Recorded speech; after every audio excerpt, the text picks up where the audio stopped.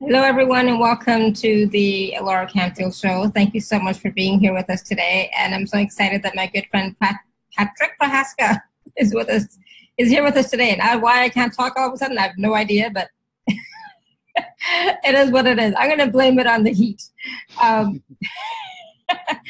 So for those of you who don't know Patrick, because Patrick's been on our show many times, just absolutely, I just love Patrick, love his work, love the energies, and like I just said, the energy is already starting to flow. I can already start to feel them. And so Patrick's been on our show many, many times, and I always love to have him back because, you know, the work that he does is really powerful. I enjoy it very much, and so you'll see me yawning and reacting to the energies, I'm sure. So if you don't know Patrick, I'll just tell you a little bit about him, and Patrick can tell us a little more. So Patrick founded the Thrive Energetics Academy and Lightbridge. And before that, he struggled for decades as a hospitality manager until life-threatening stress and frustration led him to abandon that lucrative career and embrace his calling as an empowerment coach and healer. And Patrick is an expert in law of attraction, belief sculpting, and energetic activations for healing and personal growth. With a BA in History of Science and an MA in the Religions of Ancient India, Patrick applies higher dimensional tools for awakening and growth from a foundation based in science.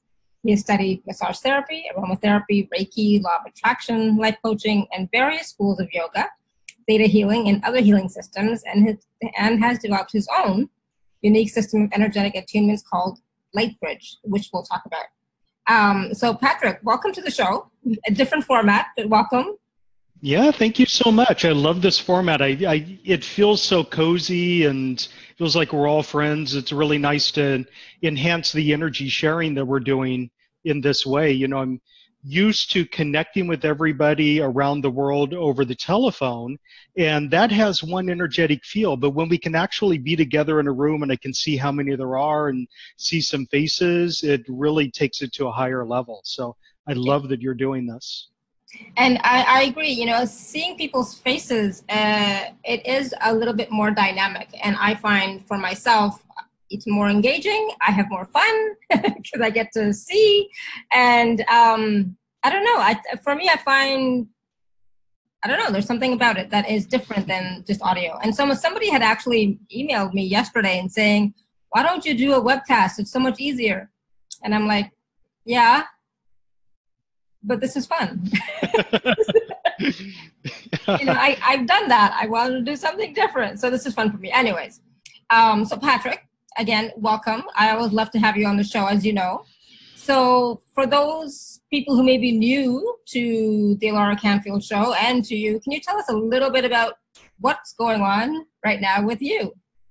Well, I'm kind of in an interesting state of expectation and shutting the door on all sorts of things in the past that haven't really worked very well. Mm-hmm. And I think everyone's going through exactly the same type of transition right now. We're essentially at a crossroads or a pivot point energetically. And for a lot of us, the pivot point, we started approaching it a couple of years ago, but it feels like everything is coming to a head right now. And I think everybody who's in the call right now, you know that something massive is about to shift on a cosmic level. I think everyone can feel it. Mm-hmm. And what I'd like to do is work with people to help you step into whatever the shift is that's coming so that you can draw power from it and create a life that is really beautiful and harmonious and isn't scary, because a lot of us are really scared of change. And right now, change is no longer a choice for us. We must change. Things must change. The universe is changing for us. So I think that right now, as everyone knows, we're in this cosmic pivot point where we have all the planets going retrograde, and we have the eclipse that was just a few days ago. And I myself am not an expert at astrology. In fact, I know very little about astrology, but I can feel on a very deep and visceral level the way those astrological events are impacting the collective consciousness. And I'd like to as much as possible, pull everybody out of the collective fears that are bubbling right now, and make it feel like no matter what's going on around you, no matter what pain and suffering other people are beginning to experience, and no matter what traumas are coming to the surface right now that are ready to be cleared in other people, you can have that solid foundation for yourself and grow in the direction you're meant to grow, and at the same time support others in their growth. So it's a perfect opportunity for this. So I'm so glad we're scheduling this today. And, also the Lionsgate portal is next week as well. So a lot of energy building up for that.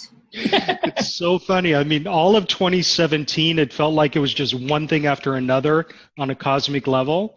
And right now, it feels like all of those events that happened in 2017 on a cosmic level squeezed into 1 month. And so, we're accelerating. Yeah. And I have to say, for us, May, June, we're in August now, but May and June were like heavy months, like so much change happening. And it was like kind of like you have to like keep going. It's like if you couldn't even get a breather, but you wanted to stop, and it's like just keep going. It was really intense, right? And so a lot of changes. And so when we're going through these changes, we kind of lose our stability, right? And like you're talking about, that foundations, is kind of shaky, right? When there's so much change going on and we don't even understand what's happening. Some of us, right? It's like, what is it? Right? Yeah. And so how can we, and we're going to talk about what is power consciousness, but how can we, during all this change and all this shifting, how can we stay stable and strong and keep our structure intact, Yeah. So that's a massive, massive question. So we'll just dive right in and get to it. So the first thing that's very important for everyone to remember, no matter what's going on in the world around you, is you are never, ever disconnected from your power. It may feel like you're powerless to change things in the world, or that bad things are happening to you and they're unavoidable. But the truth of the matter is you always have power at your fingertips. Power comes out of your internal thoughts, beliefs, expectations, judgments, and so forth. So you are constantly creating the universe that you live in harmony with other people based on your expectations, based on your fears, based on your emotions. And as long as you can maintain that awareness, you'll be able to take control and say, okay, this is what I'm going to shift my expectations to. That thought is limiting, it's disempowering. I'm going to choose a different thought instead and see what happens. Now, the problem that's arising right now on a very cosmic level, a universal level, is that as we're going into this energetic shift and people are beginning to step into higher dimensional awareness, as you go into higher dimensional awareness, you begin to realize that a reality constructed on three-dimensional principles no longer needs to be the truth of your reality. So when you're stuck in three-dimensionality, you're playing the games of fighting over limited resources and believing that in order for me to get something for myself, I have to deprive somebody else. And if other people have more, that means that there's less left over for me. Those are all three-dimensional ideas. And when you begin to step into higher dimensionality, you begin to realize that you have access to anything and everything you desire, and you can empower it by simply focusing your thoughts, your emotions, your expectations, and living in the knowledge that something is going to happen for you. So what that means is all the people who are stuck in the old paradigm, in the old hierarchical power structures and so forth, they can see, they can feel that that's slipping away for them, and now they're like really going full force, trying to cling to the old power structures that no longer work for us. So it feels like the world is in upheaval, but it's actually just in a period of shift. And some people are moving into higher dimensionality faster than others. And the people that are not moving into higher dimensionality they're feeling unstable and threatened at the moment, and therefore it's like the claws are out.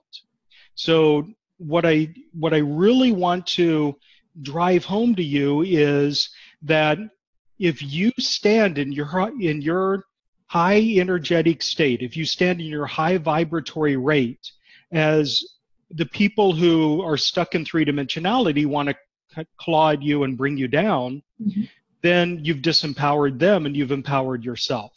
So right now we've entered into this phase where there are an explosion of online trolls and an explosion of hate speech and people trying to offend and outrage other people.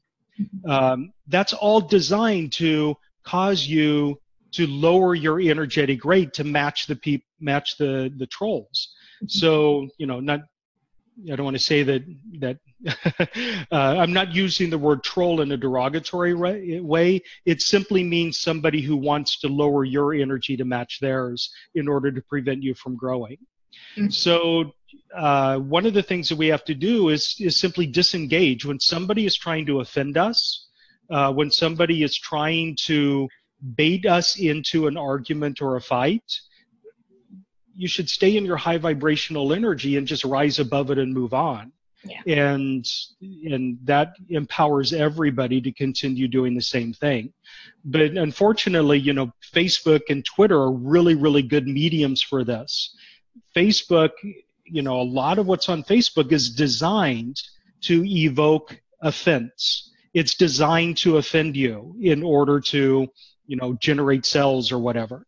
So it's really good idea to kind of disengage, or if you remain engaged, simply maintain your emotional control.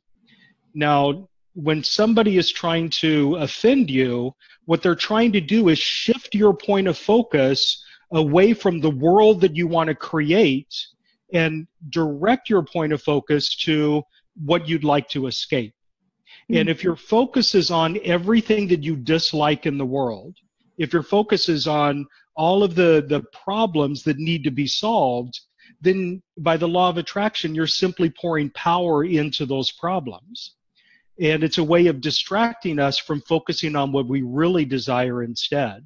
So that's like the second point that I'd want to make here, that as long as you maintain the majority of your focus on what you desire rather than what you're trying to escape, if you focus on the world that you would like to create and live in, as opposed to everything you hate about the world that we live in right now, then you're going to rocket yourself into that world that you'd like to create.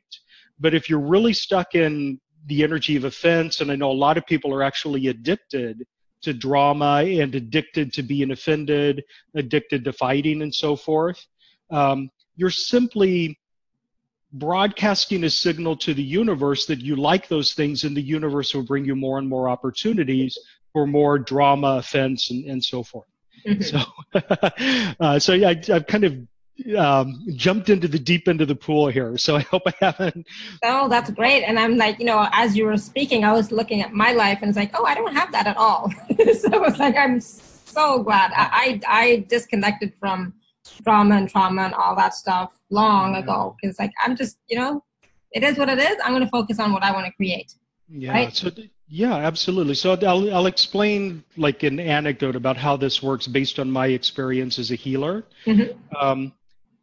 Every now and then I get a client who has a very, very clear vision of what they would like to create for their life, but they have blockages and limitations that stand in the way. And that client is willing to take a good look at themselves, to shift their beliefs, to do the work, to step into whatever it is they desire. And that's the type of client that has a huge amount of success. Every now and then I get a client who sends me like these messages that are just litanies of everything that they hate about their life. And even if I try to press them to identify something positive that's going on, they simply can't do it. And I very, very rarely get any traction at all with a client like that, because they're so focused on what they dislike in their life that it that really the only thing that's going to shift that energy is a magic wand, and that's not something that I have. Yeah. I tell clients all the time that you simply cannot continue to think the same thoughts that created the mess that you're in right now and create something different. Mm-hmm. That in order for you to create what you desire, it's absolutely necessary for you to shift your thoughts, shift your beliefs, shift your expectations, your emotions, and so forth. And I also quite often tell clients that it's up to them to do that. It's their responsibility to take control of their thoughts and emotions. I can help people recognize where their stumbling blocks are, and I can help offer energetic shifts to people, but it's the client's responsibility, or it's whoever I'm working with, it's their responsibility to think their own thoughts. Mm-hmm. I cannot think somebody else's thoughts. Only you can think your thoughts, and therefore only you have the power to create a new life for yourself. So it's all internal. And that's a powerful statement. That's a very empowering statement, actually. It is, yeah. Right? And it's very powerful because in my mind, power is an internal process. Mm-hmm.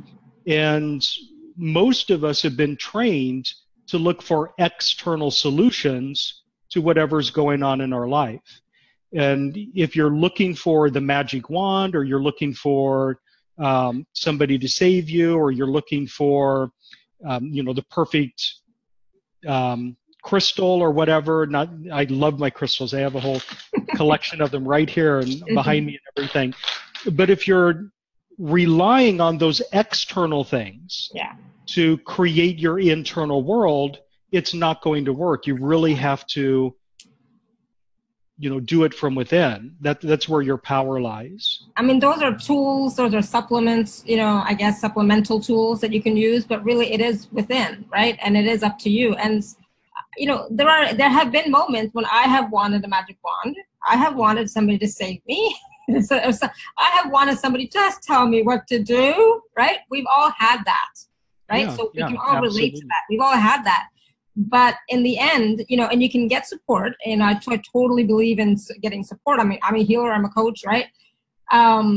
And so we as healers and coaches can facilitate and assist and support and show places where you may be stumbling or whatever. Just bring it to your awareness sometimes and do some energetic work. But in the end, it always does come back to us. We really are the creators of our lives, right? Mm-hmm.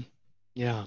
Now, there's one thing that's really, really important for me to bring up right now, because quite often when I tell people that it's their responsibility to control their thoughts and to control their emotions, they misunderstand me and think I'm telling them that they should never, ever feel anger or never feel shame or never feel jealousy. And that's not true at all. Those are human emotions that are absolutely essential for human survival. Yeah. The goal is to be able to feel anger without getting stuck in the anger. Yeah, and getting caught up in it and letting it distract you from creating your life. Yeah, those are absolutely essential elements of your intuitive guidance system, as Esther Hicks would say. Mm-hmm. So anger, if you never, ever, ever get angry, you're living an inhuman life. Anger is a tool that's designed to tell you to defend your boundaries. So, and if you can listen to that message and say, hey, I'm feeling anger, I need to defend my boundaries, and then take the action to defend your boundaries, then you've really perfectly aligned yourself with the energy of anger. But the problem is most of us, we get caught up in the anger, and then we feel like we must express the anger and make sure everyone knows that we're angry, and then the whole thing escalates and snowballs into something that's beyond our control after a while. It can become very draining. Yeah. And a lot of people say shame is like the lowest level emotion. You should never feel shame. That's not true. Shame is an emotion that's designed to tell you that you're stepping on somebody else's boundaries and you need to check yourself. You're making somebody else uncomfortable. You need to check yourself. And if you simply take that message and take action to resolve whatever the issue is, then you're perfectly in alignment with shame. But most of us, we get caught up in the shame, and then that's made worse by the fact that shame has been used as a very powerful tool of control against a lot of us. People will shame us into behaving in a way that fits their needs. Yeah, doing something, it's like for sure. built into certain dogmatic religions and so forth. Even families. It's not just about religions. Even families will shame you into making you do something that you don't really want to do, but they want you to do, right? Yeah, absolutely. So we get stuck in shame, and that's where the problem is. And when you're stuck in shame, you can really no longer relate to shame in the way that's empowering, which is to recognize when you're stepping on someone else's toes. Yeah, it's about being aware, right? Like feeling the emotion, being aware of the emotion or whatever it happens to be, and then saying, okay, so now how do I want to proceed? How do I want to react? How do I want to act? What's next? Absolutely. And jealousy, people say jealousy is the ugliest emotion, and sure, it doesn't feel good, but jealousy is a signal that maybe you need to,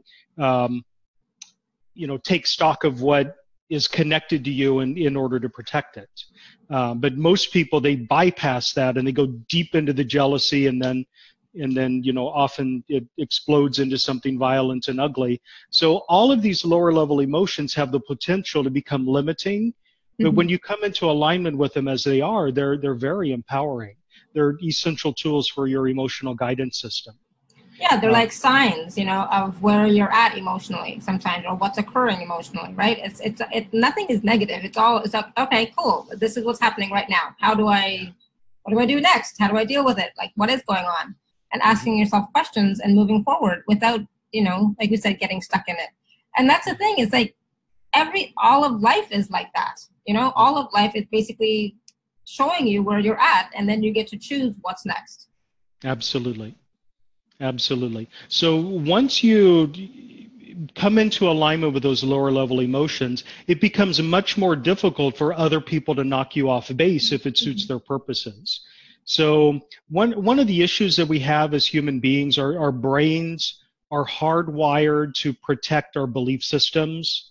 And if somebody expresses a worldview that contradicts ours, we treat it as a threat. So just notice, like if you're on Facebook, it's a really common thing for us to see somebody expressing a viewpoint that we disagree with, and we don't go into the energy of, oh, that's an interesting perspective, why do they believe that? We get angry about it, and we want to type a response. The brain itself is hardwired to consider other viewpoints threatening. So a lot of the things that cause us to stumble are triggers and buttons that are programmed into our brain. The traumas that we have often get encoded into our system in such a way that we have emotional responses even before we're unaware of them, that are triggered by events that we don't understand.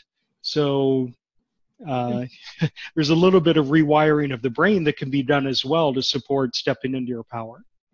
Awesome. And, a lot of times for me, I don't see those kinds of things. And if something like that does show, I just ignore it and I move on. It's like, yeah, whatever. It is what it is. So somebody asked if this is the place to write questions. So yes, you can write your question in the chat if you'd like, or you can raise your hand and you can ask a question when we're not doing an activation or something. Okay. So we'll see what we're going to do today. Are we going to do activations, or? We'll do whatever you want. I want to go with the flow with the group energy, and I love your activations. But there was a question from Pamela. She had said, she says, I feel so powerless over my life. I create the total opposite of what I intend. This is so frustrating. I wonder if anybody else experiences that. Yeah, that's very common, and it's actually something that I used to do all the time myself. And the thing is, a lot of times when we're trying to identify what it is we desire in life, we define it in terms of what we don't like in our current environment. So a lot of times, for example, a really overt example of this is, instead of being in the energy of, I want to have surplus in my life, and this is what it would feel like to have a vast amount of money, a lot of us focus instead on, I want to get out of debt.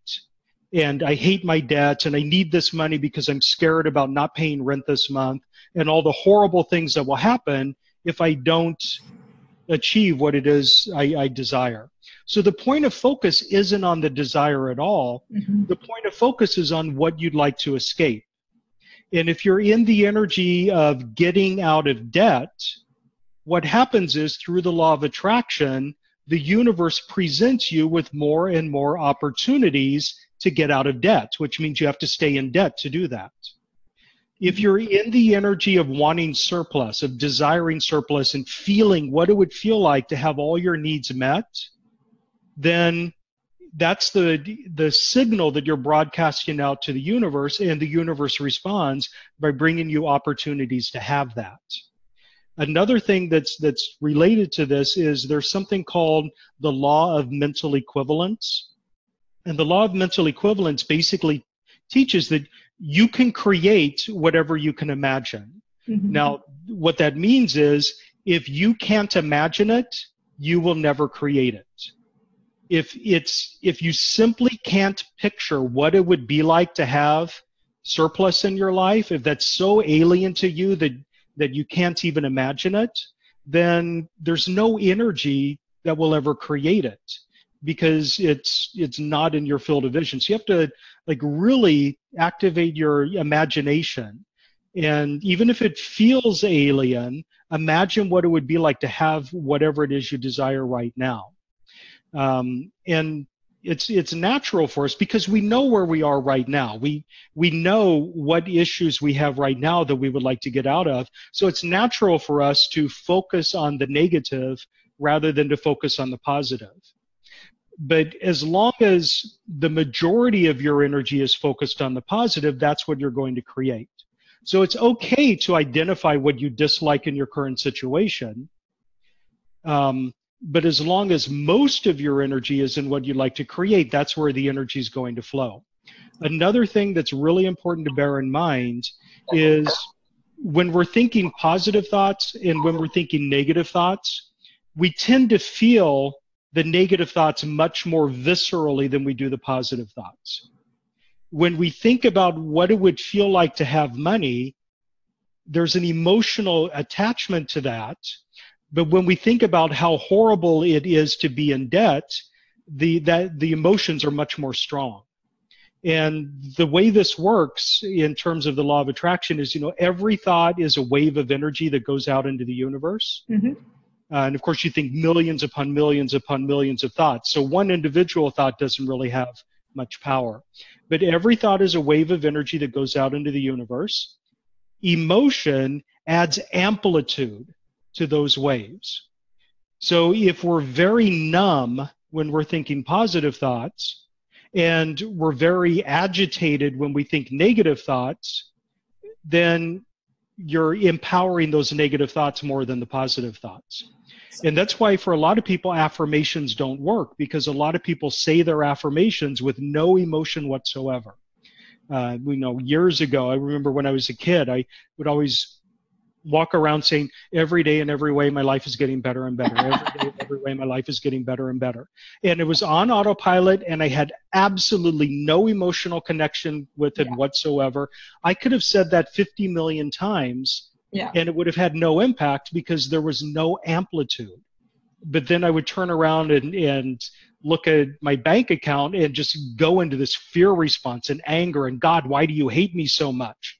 And, that it's much stronger. Yeah. So it's important to pay attention to the emotions, as well as, and that's why the part that I was talking about earlier, coming into alignment with those emotions so that you can feel them and get the message from them without getting stuck in them, is really essential. And so, for even when you're going to do an affirmation, or if you're going to imagine a life, the life that you'd like to create, I'm just going to add a little bit here, it's really important to really raise your vibration and get into that higher state as much as possible, so that your energy is more positive and more amplified, right? Instead of just saying, okay, I'm imagining not having debt. No, that's not it. It's imagine what you would do if you didn't have debt, if you had lots of money, if you had the freedom to choose. Don't focus on the debt. Focus on what it is what is it you'd like to create with the energy of, like in an expanded state. So meditate, or however you raise your vibration, connect to the angels, connect to your heart space, whatever you do. I'm not going to go into that right now. And then start to imagine. Because when you imagine from that heightened state, you're actually creating. Yeah, right? absolutely. So you're creating, and then it's about actualizing or attracting that into reality, into this reality. But first, it begins in the imagination. So, start imagining, but don't imagine not having that, Yeah. So remember, just to build on what you said, you are always creating. Mm-hmm. You're never not creating. So as long as you stay within the awareness that you're always creating, you're always broadcasting energy to the universe, that the universe reflects back to you perfectly, mm-hmm. then it becomes much easier for you to recognize that it's a necessity for you to focus on the positive. And also, like affirmations, if you say them with a sense of gratitude, you build gratitude into it. Yeah. That really supercharges them quite a bit. Exactly. And if you can be in that state of gratitude when you're starting to do your imagination, super, that's Mm-hmm. the state you want to be in. Yeah. So hopefully that helps. Who were we talking to? Pamela? We're talking to Pamela. Yeah. Yes. So hopefully that helps, Pamela. Yeah. Oh, I just felt like a wave of energy go through the group. I want to make it absolutely clear that I'm not implying that you're to blame for the problems in your life. This isn't about blame. We've all been trained to think in a certain way. Mm-hmm. We've all grown up in an environment in which negativity is rewarded. So it's not really your fault when something bad happens to you. It's that you've been on autopilot and you've been behaving, the way we're all trained to behave. So I don't want to point the finger and say, hey, it's your fault that something bad happened. It's about recognizing what the dynamics are so that you can begin to take responsibility and create on your terms rather than on autopilot. But we're all we do it for social cohesion. We complain. We are trained to connect with other people through shared problems.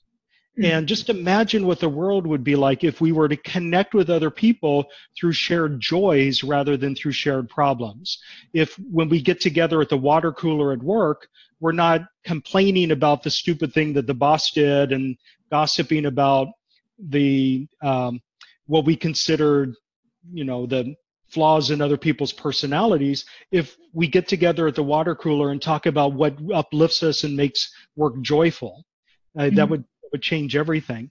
Would change everything. Yeah, and this is something that I had when I was growing up. It was that I was trained at a very early age to compete in the Victimhood Olympics. Mm-hmm. And if I wanted to have my voice heard, I had to have something to complain about that was worse than what somebody else was experiencing. Right. And I vividly remember, and I've told this story before, but I vividly remember I was being bullied at school.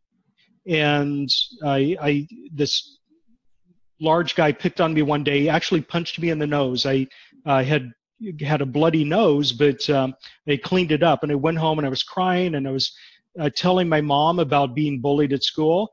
And she said, "You think you had a bad day? Let me tell you what happened to me." And it just, and then that just became my normal for years and years and years. And I carried it with me into the restaurant industry, and it was just drama, drama, drama. But the point of the drama was social cohesion. So we could all fit together and we could all feel superior to others and connect that way. And all of that is just deeply, deeply disempowering. It's a wonder I even survived at all. Considering, I know. I can relate. So we got to stop the Victimhood Olympics. Yes, exactly. Nobody wants to win that one. I don't want the gold in that. It's okay. Yeah, but you know, it's funny. There are rewards for winning it, because a lot of us find hidden benefits in victimhood. A lot of us have, you know, just using my mom as example, you know, God bless her, she's passed on, but pain and suffering were really the only techniques that she knew to get attention and pity. So, you know, we all fall into the trap of finding hidden benefits of things that disempower us. And an example from my mom is that she was desperate for attention, and she really disliked it when the focus was on somebody else. And my father was in the hospital having skin cancer removed. He had a melanoma, and they had removed it. And people were focusing on my father, and my mother got really, really worked up. And then at a certain point, she just blurted out, "Why isn't anyone paying attention to me? I'm the one whose husband is dying." And then she stormed off, and she fell down a flight of stairs and oh my goodness, twisted her knee really badly. Oh my goodness. So, oh, wow. You know, just a horrible suffering on her part. But in the end, she got, you know, all the attention directed at her. It's, you know, kind of a funny story, but tragic at the same time. And that's not a good way to live life. It's not a good way to be empowered by victimization. And I don't really want to get into, well, I'll let it go. I'll leave it at that. So Barb is asking, she says, share joys means we need to get out of competition. Absolutely. Yeah. You know, this is more about being in communion with each other, you know, collaborating and just being in oneness. You know, it's not about who's better, who's worse. I'm the better complainer, or I'm, you know, I have the worst job, more worse than you, or anything like that. It's about, you know, it's like, wow, you know, I was just, you know, I was talking about like my vacation, and something triggered in me. It's like, ooh, because it was so much fun for me. We had a great time, blah, blah, blah. And it's like, oh, maybe I should, you know, I thought to myself, oh, maybe I shouldn't have said all that, because maybe some people cannot go on vacation. And so they might, you know, be affected by that. It's like, oops, you know, but instead it should have been, oh, wow, Laura, that's great. Fantastic. You deserve it. Or like, glad you had fun. Or, you know, that is what sharing joy means. I had so much fun. It was, loved it. So you brought up 2 points that I think are really crucial here. One is that you know, there's healthy competition and there's unhealthy competition. And most of the unhealthy competition is based on the belief system that we have limited resources that we all have to compete over. So if there's more for you, there's less for me. And that's an entire topic in and of itself. But the other thing, oh my God, I've lost it. What were you just saying? The last thing you said. I was talking about my vacation and how wonderful it was, and I felt that some people might feel bad because they can't go on vacation or whatever, you know. Absolutely. So whenever you're in the energy of disliking somebody or resenting somebody because they have something that you don't, if you're in the energy of hating rich people because all rich people are bad, then you're actually making it so that you can never have those things yourself. Right. Because if you dislike somebody wealthy because you dislike wealthy people, your subconscious mind isn't going to let you turn into something you're going to dislike. And if you're resentful of people who have, you know, the ability to travel the world, and you're resentful when you see all the fantastic Facebook photos that somebody's posting, and you know, you hit the like button, but you hit it with anger instead of joy. You know, you're making it so that you can't have those things yourself, because your subconscious mind isn't going to let you turn into something that you're going to resent. So that's powerful. Yeah, be aware of that. So how can we change that? Yeah, just awareness. Awareness is the key to everything. So awareness, introspection, just knowing when something feels good or something feels bad. Now, the example I just gave, the resentment is obvious when you hit the like button with anger rather than hitting the like button with joy. So that emotional response is enough to tell you that you're in the energy of resentment and you should choose something different instead. Right. So that's one of the keys to awareness, just monitoring your emotions, what feels good, what feels bad. Mm-hmm. Absolutely. Yeah. So, and so Pamela is asking an important question here. She said, is our subconscious mind creating a reality? your subconscious mind or your unconscious mind? They both actually. So I blend them together. We'll just say the subconscious mind. So your subconscious mind creates your reality on autopilot. So your subconscious mind is thousands of times more powerful than your cognitive mind is. And through your cognitive mind, you can choose which beliefs, which thoughts, and so forth you want to think. And when you think them, they're going to have an impact on the world. But your subconscious mind is always there running in the background on autopilot. And so you are unconsciously creating your world through everything that's bouncing around in the subconscious mind. Now, the belief systems that are in the subconscious mind can be shifted very, very easily. And one of the ways to shift them is to control your thoughts, because a belief quite often is nothing more than a well-practiced thought. Mm-hmm.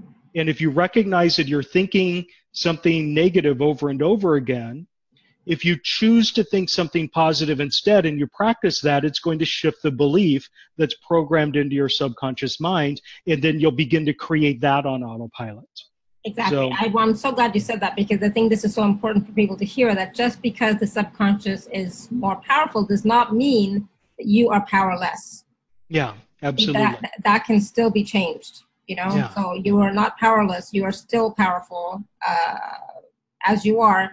It really does mean you need to be aware of what you are thinking, what you are feeling, you know, what emotions are coming up, and then react or act accordingly. Yeah, absolutely. And most of those emotions, it's the subconscious mind doesn't do much with emotion in the same way that the subconscious mind doesn't do anything with logical thought. Those emotions are almost always on the level of conscious awareness. So, you know, that the emotions are going to be a gateway to shifting your subconscious beliefs. You can just be aware of what's going on. And I mean, like if something in your life is not working and you've tried everything, right? So, and we've all said that, I've tried everything and nothing has worked. We've all said that. I'll be honest. I've said it. It's like, I've done everything. And then I catch myself. It's like, sorry to interrupt for a second, but you know, some people have that as a belief system.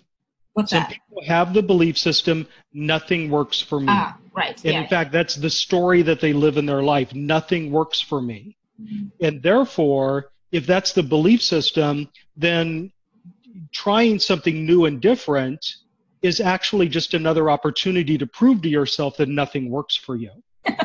You create that self-validating evidence that nothing works. And I just recently had somebody do that with me. It was somebody who has like this long list of hundreds and hundreds of healers that she's worked with, and none of them have ever worked for her. Mm-hmm. She contacted me and I said, you know, I'm sorry, I'm not going to be able to help you with this. And then she sent me a nasty letter saying, yeah, you just proved my point. So no, you proved it. But well, and I mean, you know, no offense to her or him or whoever it was, but did they really want a change? You know?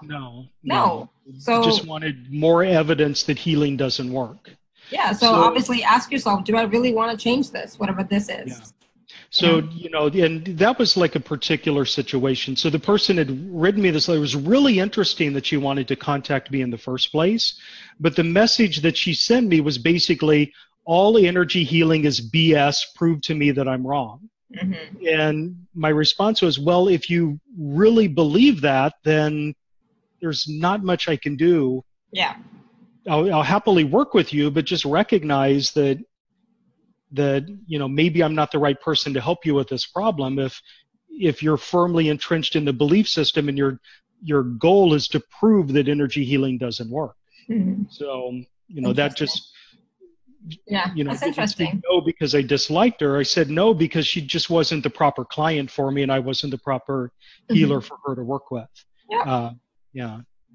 So. I'm just gonna. So there were some questions. So Sue was asking about releasing shame around not Yeah. following through, not remembering, not doing it right, and self-criticism. Yeah, well, I think I'd like to hold off on that because I'm actually doing a free group call on Sunday that is exclusively on the topic healing shame. Oh, awesome. Cool. So if people go to my website, you'll see the link to Sunday's event. I'm going to do a 1 hour focused healing event exclusively on shame energy. So Perfect. yeah, So Sue, make sure you check that out. we're already in harmonic resonance with with my schedule. It's beautiful. Yeah, good. I love it. All right. So we were talking about, what is power consciousness, right? I think, right? So is there something that we can do today, like some activations or something that we can do to be more in our own power? Yeah, there's so many. Let me kind of think for a moment, kind of feel out the energy in the group. Let's start by doing this. Everybody, please make sure that you're in a very safe and comfortable space with no distractions. It means no chopping vegetables, no driving, anything like that. And simply offer me permission to connect you energetically. Yes, yes, yes. Okay, cool. So let's do this. One of my absolute favorite topics, and I think this is incredibly empowering, is a program that I have that's called Body Love. And the Body Love program is founded on the notion that if you can simply come into a place where you love yourself and love your life and love your body exactly as it is right now, that's going to empower you to create something even better for yourself. But most of us tend to get this backwards. So I'm going to do a Body Love attunement for everyone here in just a moment. So in short, the way most of us try to motivate ourselves to make a change in our life is by criticizing ourselves for where we are right now. So say, for example, I want to lose 40 pounds. I stand in front of a mirror, I look at myself and I say, my God, you're disgusting. Why don't you lose 40 pounds already? Get out there and go running. And that type of motivation might get you out the door, but it's not going to have any impact in the long run. In fact, by doing that, what you're doing with the law of attraction is you're sending out a message to the universe. I hate my body the way it is right now. And the universe responds by bringing you more and more opportunities to hate your body the way it is now. If you stand in front of the mirror and you love yourself exactly as you are right now, even though there's something better that you can envision, even though it's not your ideal, but you can love it exactly as it is right now, you're sending a message out to the universe that gets reflected back to you with opportunities to love your body even more. And that really empowers you to make the changes that will cause you to love your body even more. And this is true for everything in life. It's true for career, it's true for finances, for romance, for sex.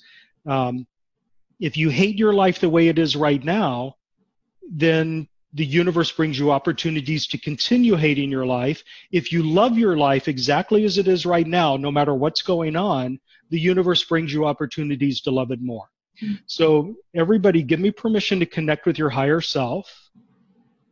And by your higher self, what I mean is you completely and utterly free of all of the limiting thoughts and beliefs that keep you stuck in your present body. So it's not some lofty godlike figure, it's just you without the limitations. Yes, yes, yes. Okay, and most of those are phony limitations that have been imposed upon you by others to control you. Okay. Also, I think this is important to say, you're all doing this clearing work all the time. So in a sense, your higher self is the future you who has already completed all of this work. And because it's the future you that has already completed all of this work, it knows exactly what you need to do to get from here to there. And that's why it's such a powerful resource for us. Okay, and now I'm going to do an attunement. I'm going to draw out the energetic pattern of you loving yourself exactly as you are right now, as your higher self does it, and I'm going to apply it to your current body. So say yes for that. So, wow.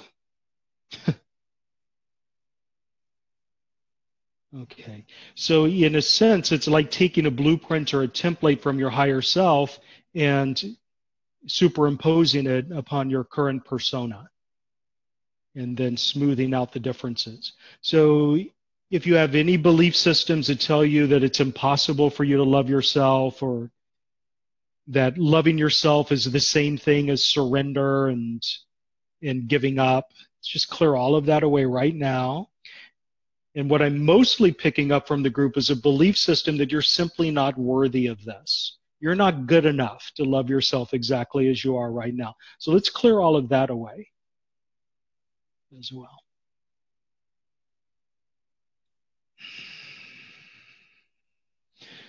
Picking up from a few people that you're not allowed to love yourself exactly as you are right now, and that comes from overbearing parents who tried to control you and always told you you have to do better. So let's clear all of that away.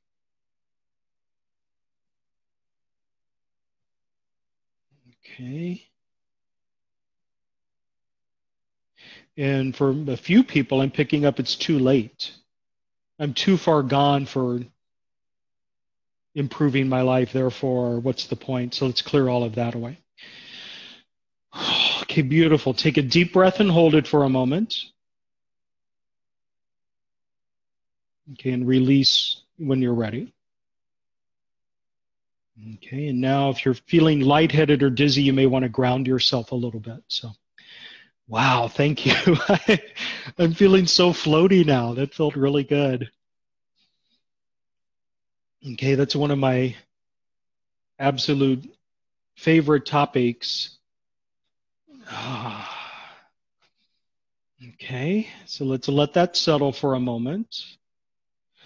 And I want to pull out an oldie but a goodie. Here's an activation I haven't done for a couple of years. Used to be my absolute favorite, and then I kind of drifted away from it. I want to bring out the template of you standing in happiness, having happiness right now.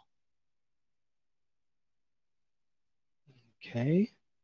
Because through the law of attraction, if you can be in the energy of happiness right now, then you're going to start attracting to you all of those things that you think will make you happy. Most of us get that backwards. We believe that we need to accomplish certain things and then we'll be happy. You know, we need to have the perfect job and the perfect car and the perfect wife, and then we can be allowed to be happy. But that's backwards. If you're in the energy of happiness now, that happiness you're feeling attracts the ideal car and the ideal partner and the ideal job and so forth. So I want to lock that in.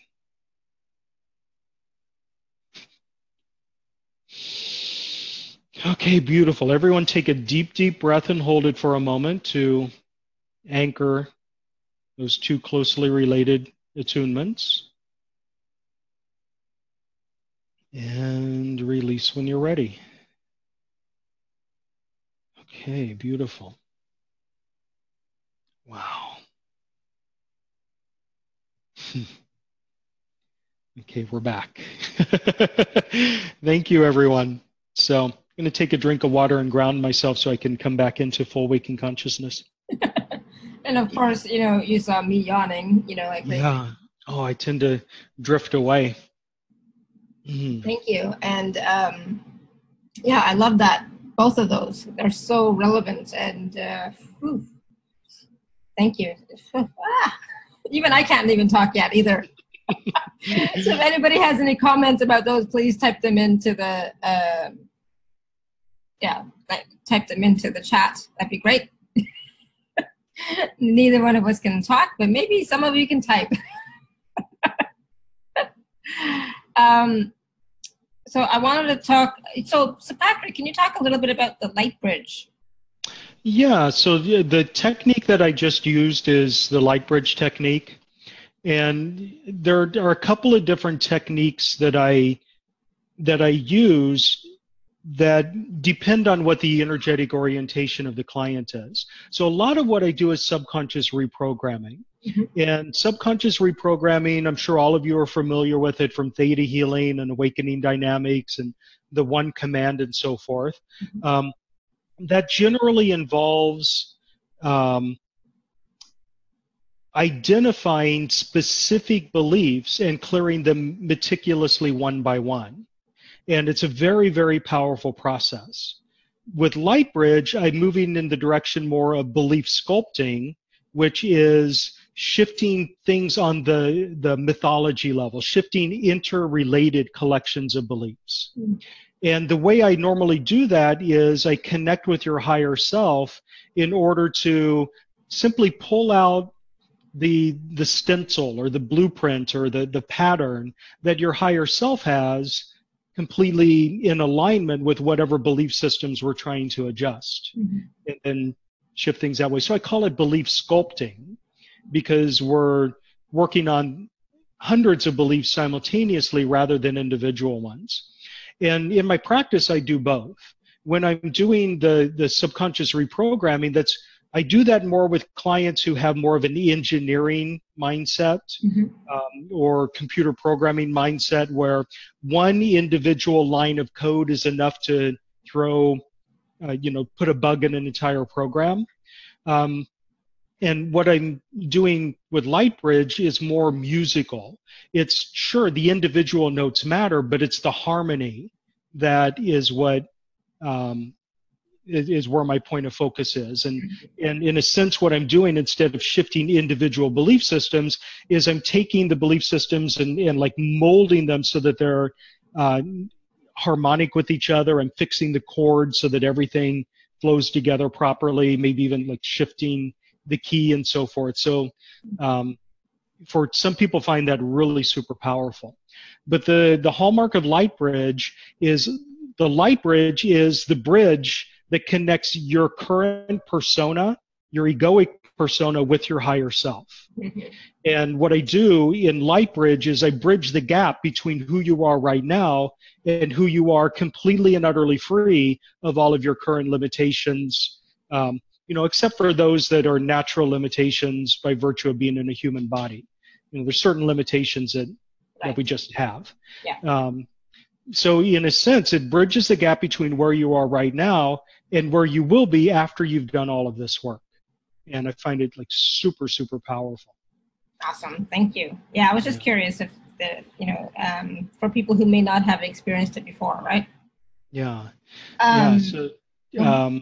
So I teach the technique. I love teaching the technique, and I do certifications in it as well. And in fact, I see several people on the call right now who have certifications. So beautiful.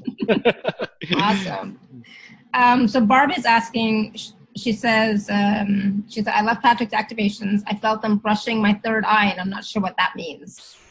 Well, it might not necessarily mean anything. It could be that that's just where some energy blockage was.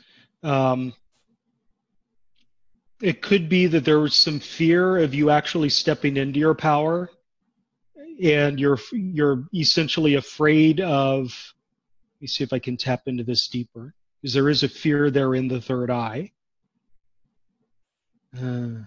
Okay, there's a fear of how other people will respond if you take control of your life and you live on your terms. So there's a fear that there's going to be a ripple effect that is going to be unpleasant for other people, and they'll make it unpleasant for you to grow. So let's just clear that away right now. So anywhere and everywhere you've decided, or you've come to believe, or you even have had the experience of your spiritual growth angering other people, and of them wanting to pull you back because they don't like the changes in you. Let's just get the truth about all of that as it's understood by your higher self, and clear it all away right now. Okay. Now literally the fear that you have in your third eye is completely disconnected from that. It's actually the fear of stepping into your intuitive power, and you're afraid of what you're going to see in other people.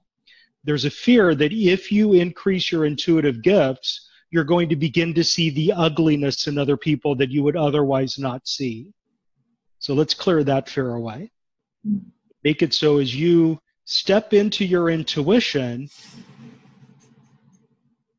you can also simultaneously have immense, profound respect for other people's privacy.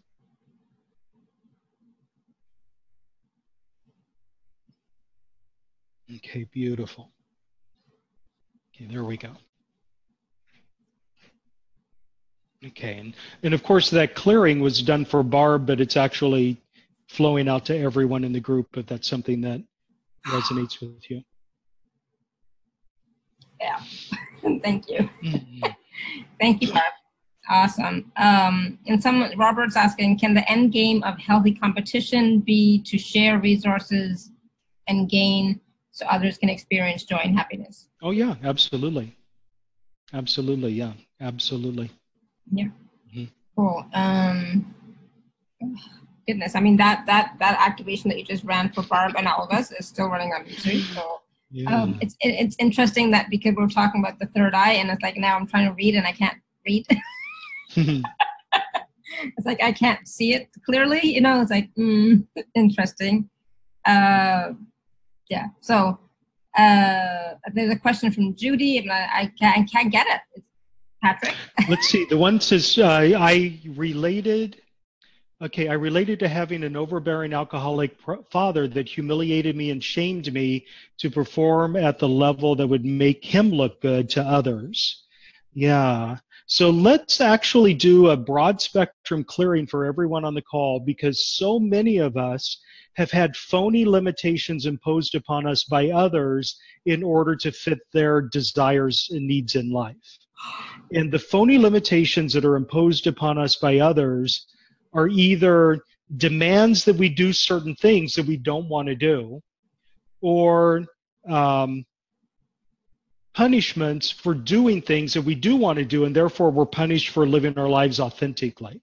So let's do a broad spectrum stripping away as much as is possible for you right now of any and all phony limitations that have been imposed upon you by others.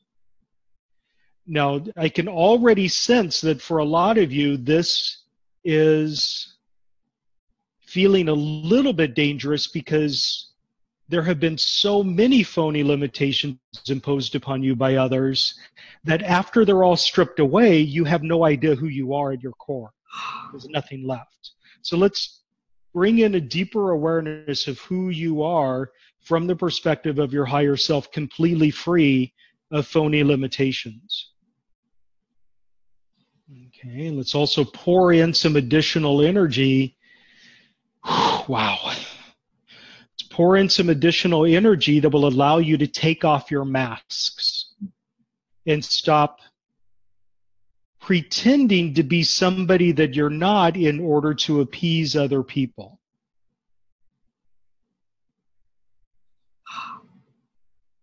Okay, there we go.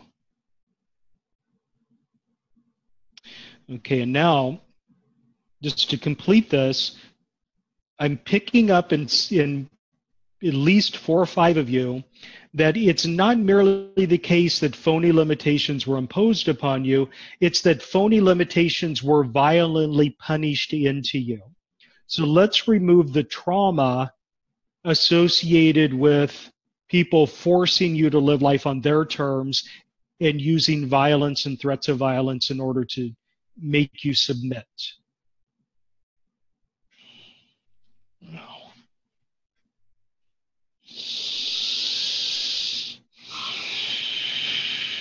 Oh, God, I'm burning up now. Mm-hmm. Wow, there's a lot of power in that. Okay, so we're clearing away the trauma associated with having been punished into somebody else's worldview. And we're making it safe for you to clear the trauma, making it so you know who you are without it.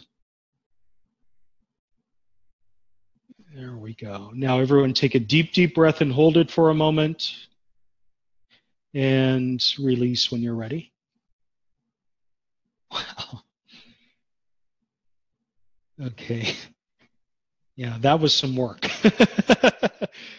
Oh, okay. Thank you. Man, I'm burning up after that one. I feel like the temperature just went up 10 degrees. Mm-hmm. Wow. Same. And Caroline, I'm not sure what your question is. Carolyn writes, no more debts. Yeah, Patrick, I see it, smell it. Yeah, so Carolyn, get rid of the phrase no more debts. Yeah. Okay, because the universe only hears the word debt. So, yeah, so once again, like I was saying earlier, when you're in the energy of no more debt, the universe will assist you in living your life in terms of no more debt. And in order for you to stay in the energy of no more debt, you have to have debt in order to have that play out. So the universe brings you more and more opportunities to say no more debt. So just surplus, surplus, surplus. I know who I am with surplus. Surplus defines me as a person. I live the vibrant, lush life of somebody in surplus. Yeah, pretend you're me, Caroline. Yeah, Caroline. So sorry, I didn't mean to pick on you, but it takes some effort. Yeah. And it takes some programming at a deeper level. After a while, when you get into the habit of thinking the positive rather than putting it in negative terms, it will click and it'll become automatic. Awesome, thank you. And so I want to take a few moments to talk about the special offers that you have for us this time. So I have everything I need and more, galore.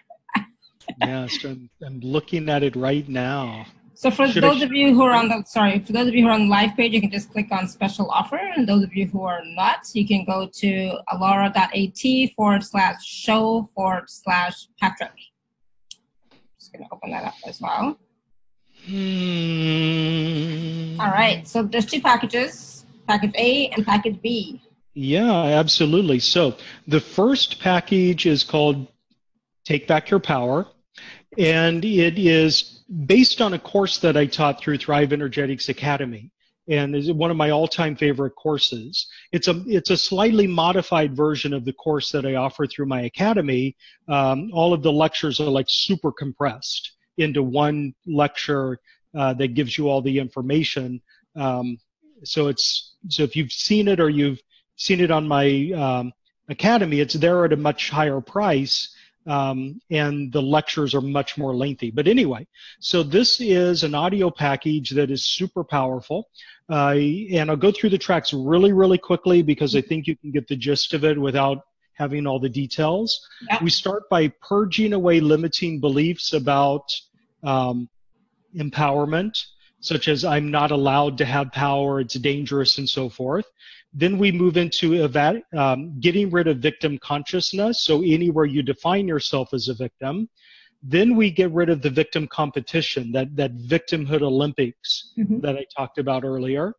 Next, we move into self-worth, so that you can know beyond a shadow of a doubt that you are worthy of success and power and everything else. Next, we have body love, which is essentially, very similar to what I did earlier, so that you can love yourself exactly as you are right now. Next, we clear away any and all oaths, vows, contracts, promises, or other forms of obligation that keep you locked in, needing to be of service to other people in a way that disempowers you or limits your freedom. Next, we clear away all of the ways in which you give your power away to other people, such as to doctors, celebrities, gurus, politicians, parents, and so forth. So you can take back that power and live on your terms. Next, we have phony limitations imposed upon you by others. Next, the distractor emotions. So distractor emotions are those explosive emotions that are designed to make you shift your attention away from something that's healing or empowering. So we get rid of all of those desires to, the triggers and buttons that cause you to explode with anger and so forth. Next, we clear trauma. We're purging away traumatic imprints so that you don't relive those traumatic experiences over and over again on autopilot. Next, we clear away belief systems about the nature of the universe itself, because most of us have been taught that the universe is inherently hostile, that the universe doesn't support us, that God's against us, or God is vengeful and is just looking for reasons to punish us, and so forth. So we clear all of that away.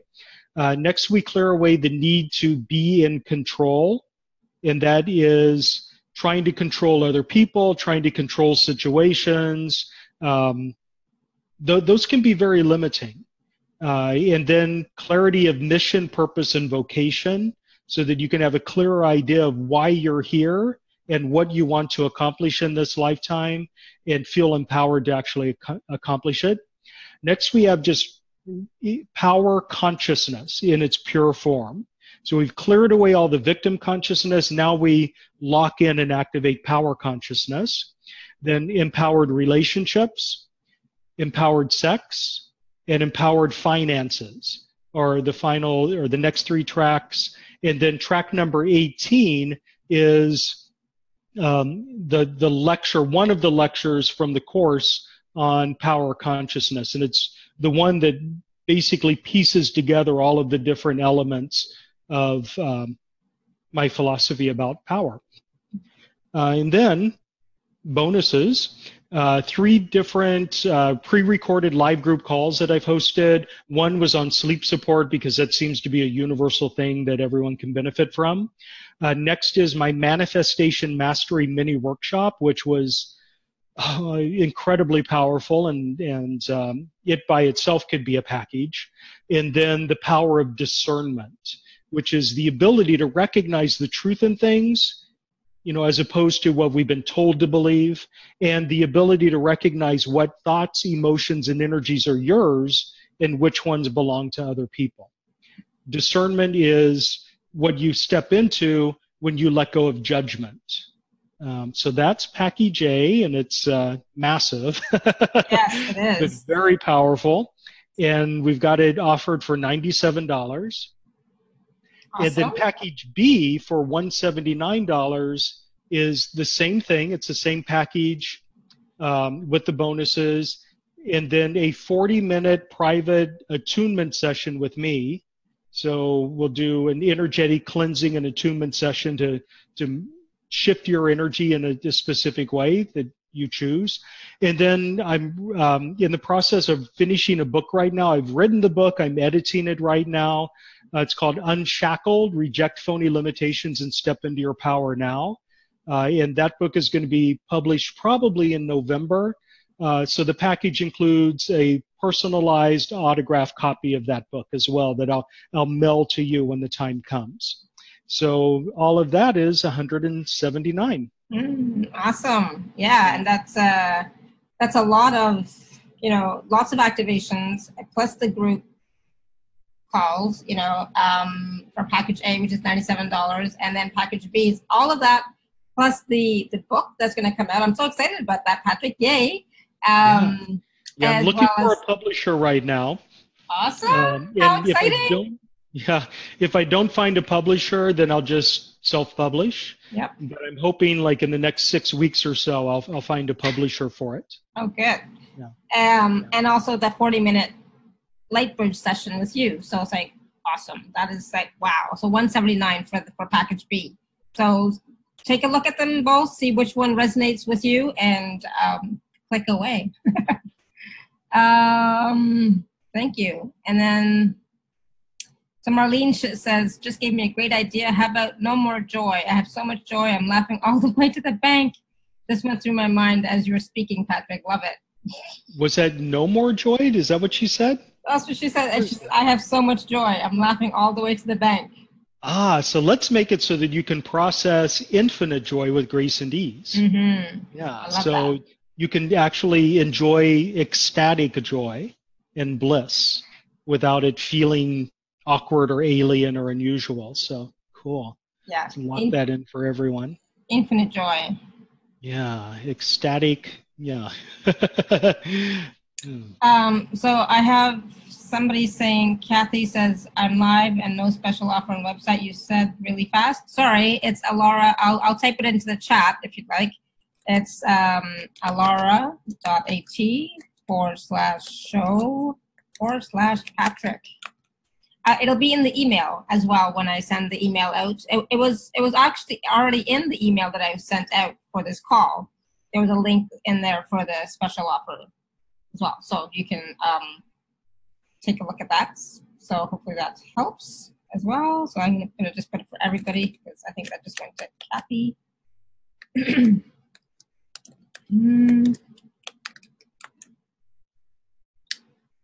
Yep. Weird. It was in there. I sent 2 emails out for the call today. So, but anyways, here it is. And I'm glad you're here live. Thank you. Yeah, so that should work. Click on that link, it should work, okay?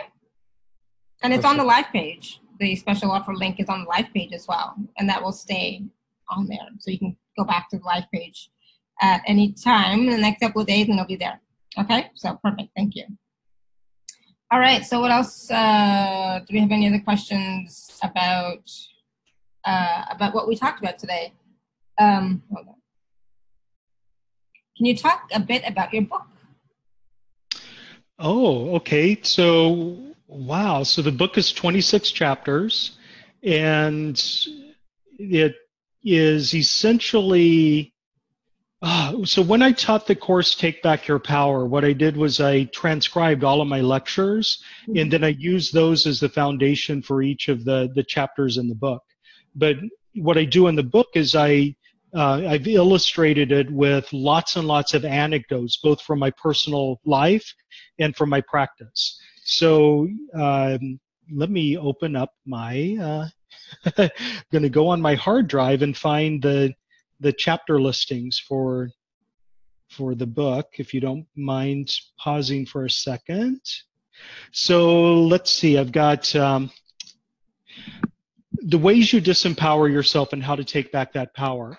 So I've got a chapter on expecting the worst and how your expectations play out, phony limitations, believing the universe is against you, self-worth, blaming others, identifying yourself as a victim, finding power in victimhood, victim Olympics, rampant negativity, friends who are energy vampires, and surrounding yourself with people who suck your energy.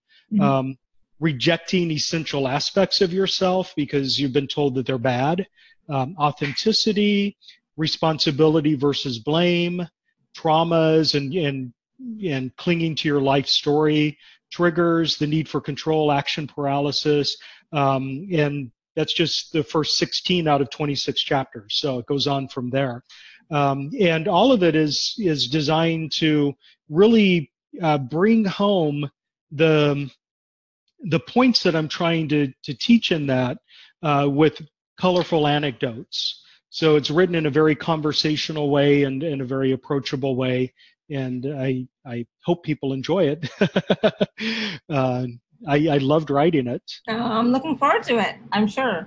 And I'm sure there's going to be so much wisdom in there that is going to be helpful, that people can relate to and resonate with. It really is about stepping into your power, you know, and those phony limitations that we get from all sorts of different places, not just people, but society, culture, the collective, you know, everywhere, right?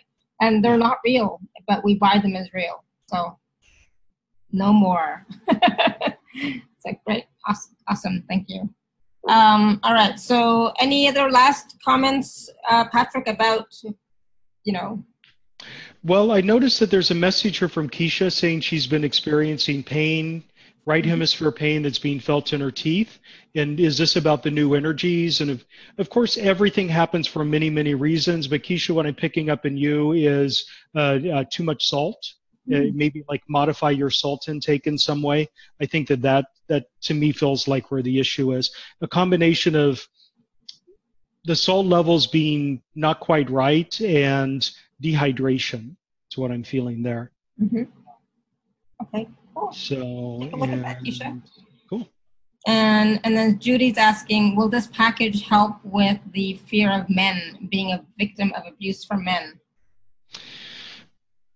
Yes, it's not the focus of it, but the section that's on trauma will be directly related to that.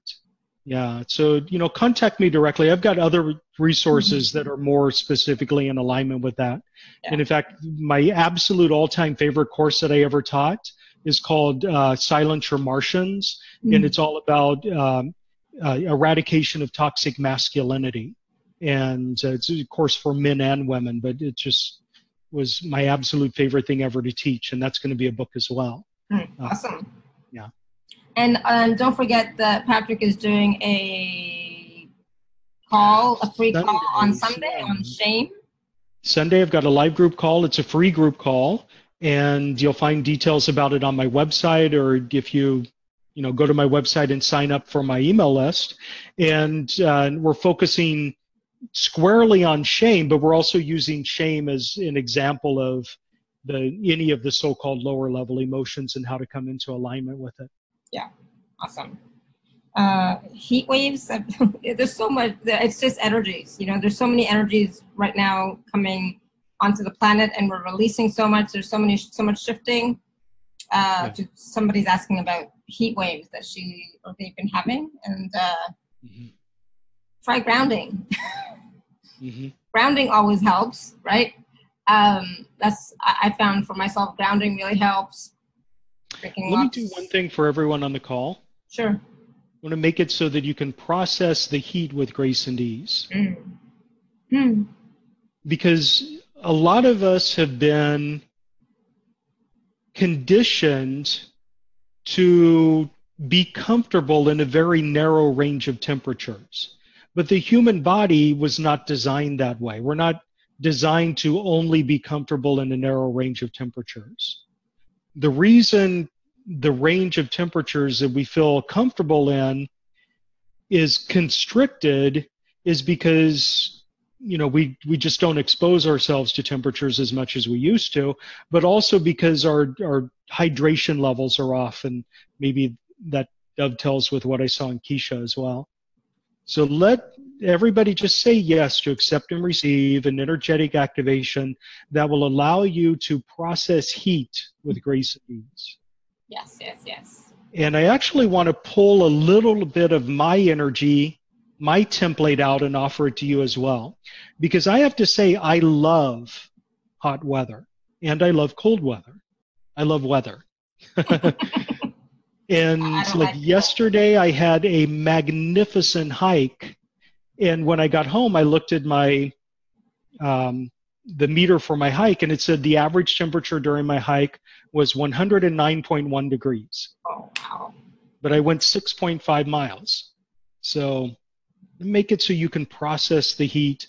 As long as you stay aware of your hydration levels, make it so that range of what's comfortable is much broader. Okay, beautiful. Everyone take a deep breath and hold it for a moment. And release when you're ready. There we go. Now, the cool thing about that is if your electric bill is high because you're running the air conditioner all the time, it's going to feel comfortable if you raise the temperature a couple of degrees. And the opposite true in the winter. Awesome. Thank you. And so I'm going to say no more questions, please, because I do have to end the show. But Sue is asking, which pack for balancing female energy? I feel pregnant, but not possible. I'm sorry, which pack? Which package, I guess, for balancing female energy? Because we were talking about the masculine a few minutes ago. Do you have something for female energy? I have something completely different. I also, I'll pull it out. A couple of years ago, I taught a course on women's empowerment. So I can help with that as well. But, the package B with the one-on-one session, that one-on-one session can be exclusively on balancing female power. So that would be really helpful as well. Yeah, exactly. Why should we say yes every time since we come to such shows to get the clearing? Giving you permission, right? That's just a participation thing. It's not necessary in the slightest. It makes no difference at all. But I like to occasionally have people say yes so that people are connected and they're paying attention and they feel like they're participating. So and that's truly, also about it doesn't empowering matter. you too, you know, and empowering the client. That they're so, actually part of the process. Yeah, with a lot of healers, a lot of what healers do with their clients is designed to enhance the client experience so they can feel like they're participating. So, like, for example, when I used to do theta healing years ago, I would have my clients muscle test, even though it was absolutely and totally unnecessary to the process. But the muscle testing gave them a feeling of, control and participation and validation. Yeah. So saying yes, it makes you feel like you're a part of the process and not that something is being done to you against your permission. Yeah. Also gives you an opportunity to not say yes if you don't want it. And that's important as well, to really be following along, paying attention, and identifying if there's something that is being offered to you that you don't really quite want. You're not in alignment with it. So having people say yes every time is an opportunity for them to not say yes if they don't want it. Yep, it just empowers you to choose for yourself. Yeah. And brings them into the now moment, absolutely, because sometimes we can go off on different tangents, right? Yeah. Yes, absolutely. Thank you. Thank you so much, everyone. Thank you, Patrick. This has been wonderful, like I knew it would be. I already had that expectation, but it's always so much fun talking with you, chatting with you, sharing these experiences with you. And, your activations, like I said, I just absolutely love. They're fantastic. So thank you. Thank you. And everybody, love, light, and joy to all of you. And I hope you have a magnificent rest of the month. Thank you, everyone. And take a look at the 2 packages, see which one resonates with you, package A or package B. And until next time, continue to live your life filled with joy, peace, love, abundance, and happiness. Sending you all much love and blessings always. Bye for now. Bye-bye.